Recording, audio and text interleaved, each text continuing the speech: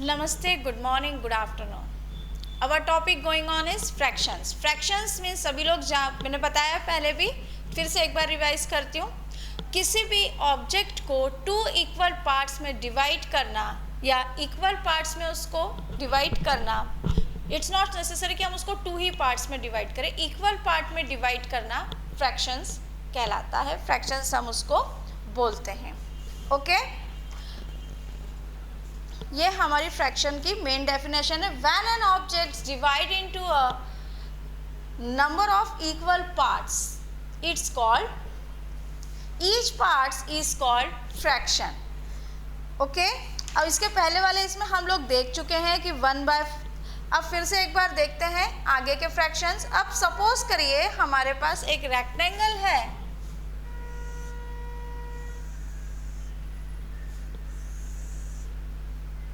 ये हमारे पास एक रेक्टेंगल है और इसको हम लोग डिवाइड कर रहे हैं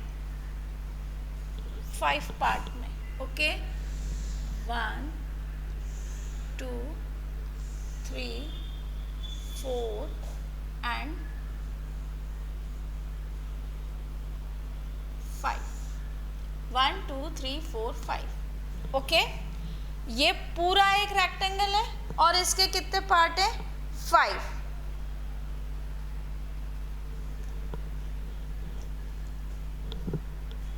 तो ये क्या हो गया? 1 होल इज 1 एंड कितने पार्ट्स हैं इसके? 5 पार्ट हैं. सो 1/5. ओके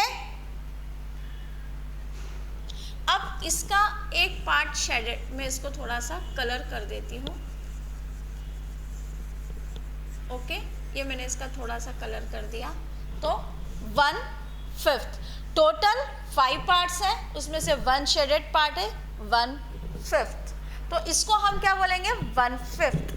अब सपोज करिए हमारे पास एक सेमी सर्कल है.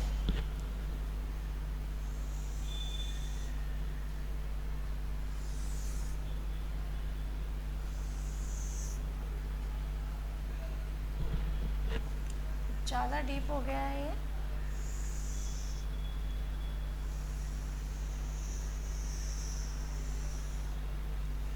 अब ये हमारे पास एक सेमी सर्कल है.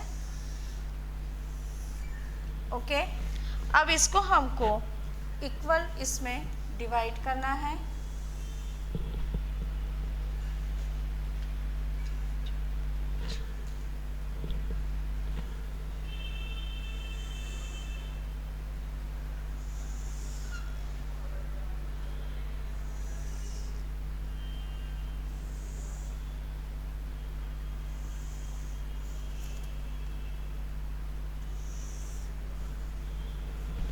ओके कितने पार्ट हो गए इसके? 1 2 3 4 5 6 7 8.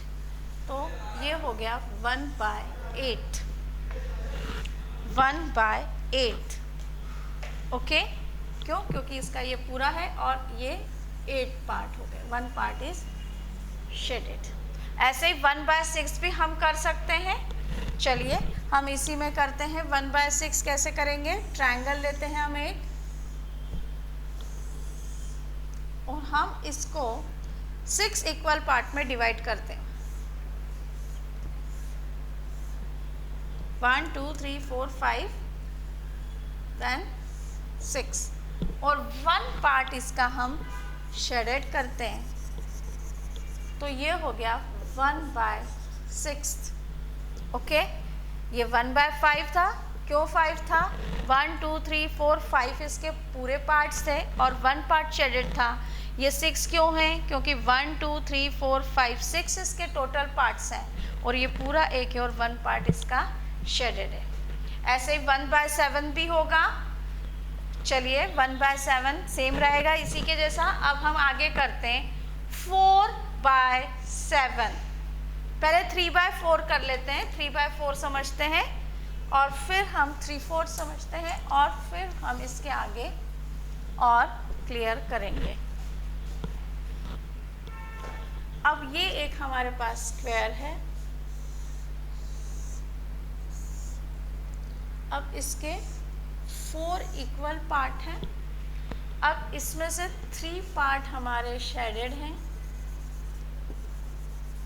ओके, ये 3 पार्ट हमारे शेडेड हैं, तो ये हो गया 3/4, ये हो गया 3/4 या 3/4। ओके, 1 2 3 टोटल पार्ट्स 4, उसमें से 3 शेडेड हैं तो 3/4। अब ऐसे ही हमको करना है 4/7।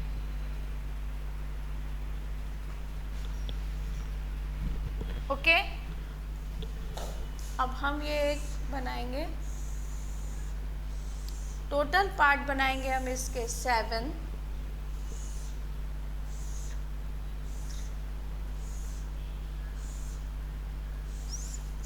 1 2 3 4 5 6 7 1 2 3 4 5 6 7 पार्ट हैं इसके। ओके, 7, और सपोज टू बी इसमें 4 पार्ट इसके शेडेड हैं। ये 4 पार्ट 1 2 3 4 पार्ट शेडेड हैं, तो ये हो गया 4/7, 4 आउट ऑफ 7 इक्वल पार्ट्स। हम इसको बोल सकते हैं 4 out of 7 equal parts, 4 out of 7 equal parts. 3 out of 4 equal parts, इसको हम 3 आउट ऑफ 4 इक्वल पार्ट्स भी बोल सकते हैं, 3/4 भी बोल सकते हैं। ओके, इसको हम बोल सकते हैं 3 आउट ऑफ 4 इक्वल पार्ट्स।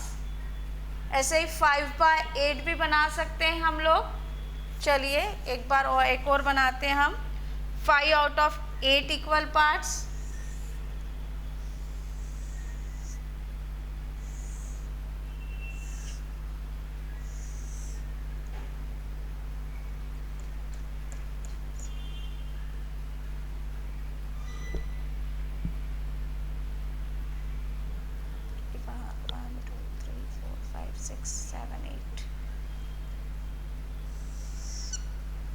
ये देखिए कितने पार्ट हो गए इसके, 1 2 3 4 5 6 7 8 पार्ट हो गए इसके। अब हम इसको बनाए 5 out of 8 equal part, 5 out of 8 equal parts.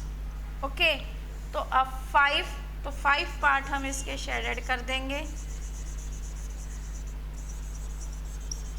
3 4 5 1 2 3 4